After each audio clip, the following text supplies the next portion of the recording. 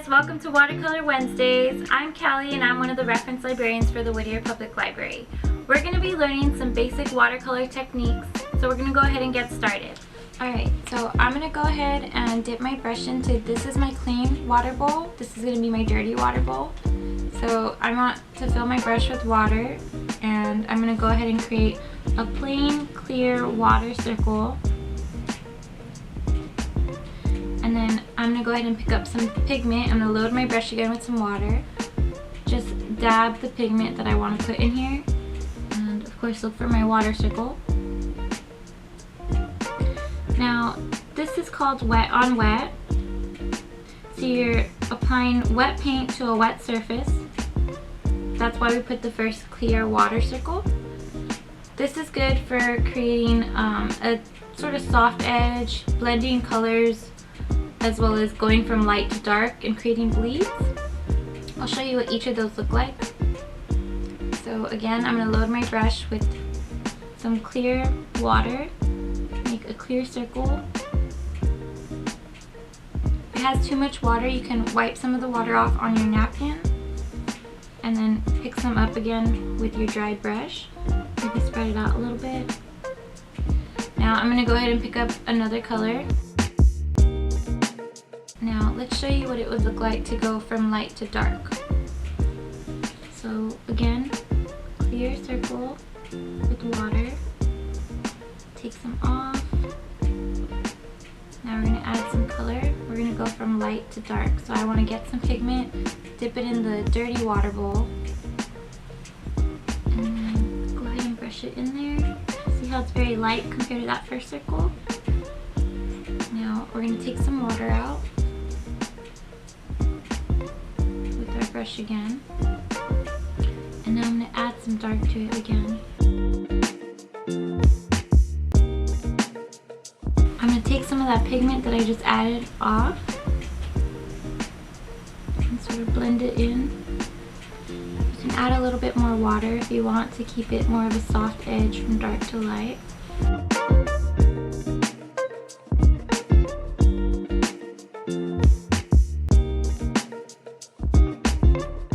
So that's the wet on wet technique. Now I'm going to show you what a bleed looks like. So another circle with water. I'm going to add some green this time.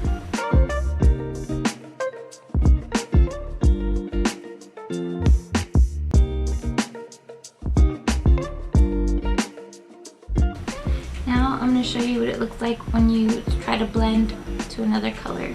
So I'm going to do a large circle for this one.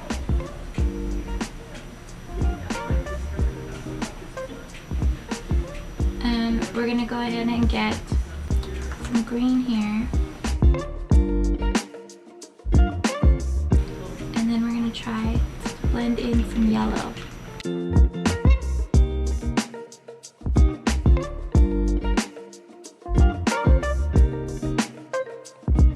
And once that dries, it's going to look similar to this one right here. So as you can see, I blended the green to the blue.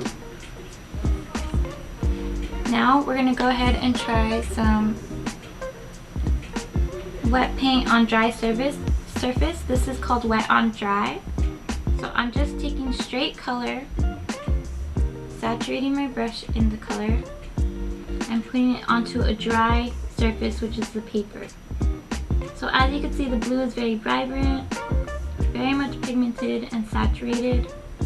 Now if I want it to go down in value, just take some water and do one that's slightly lighter. I could do a second one that's even lighter than that. Now the difference between this wet paint directly onto a dry surface is that it creates a hard edge. So when this dries, you'll notice that it looks like this finished one. There's a combination of wet on wet and wet on dry in here. So as you can see, this is a wet on dry.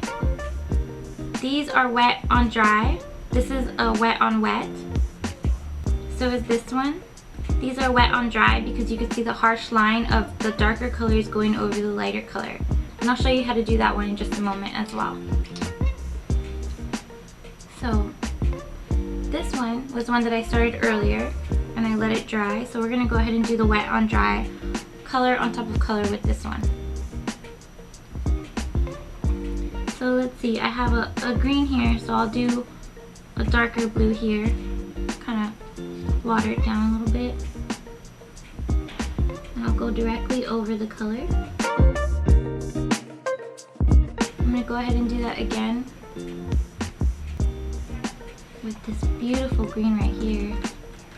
I'm also going to just go ahead and mix a turquoise or a teal. Make it a little bit more blue. And then to lighten it up, just added water to it. And let's go ahead and put that over something. Let's do it over this yellow and green one.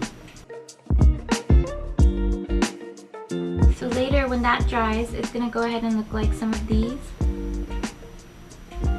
Hard line.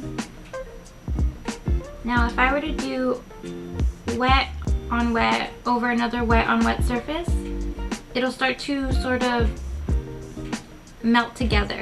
So I'll show you what that looks like on this one that I did earlier. So loaded my brush with this beautiful teal color. Do you see how it kind of bled into that one?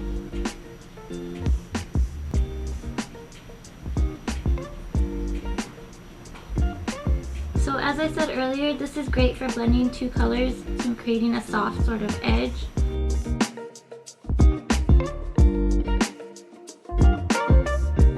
So I would like for you to take these wet on dry and wet on wet techniques and try to create your own abstract like this one. So if you can do circles, you'll be practicing your brush strokes as well as practicing your techniques for wet on wet and wet on dry. These are great for when you want to do like petals and you want there to be a sort of soft edge, then blending into another edge. With wet on dry, like this one, I'm going to go ahead and add a darker green to this. So I created a soft light color first, and I'm going it over with the darker green.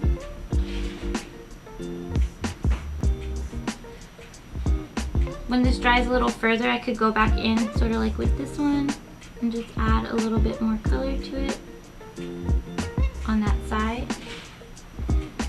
That's kind of how I got this sort of gradient going on right here. It was wet on wet and then I added more pigment into the side. So go ahead and try this out on your own at home. Tag us in any pictures that you've created when you post them and let us know how you did. Thank you.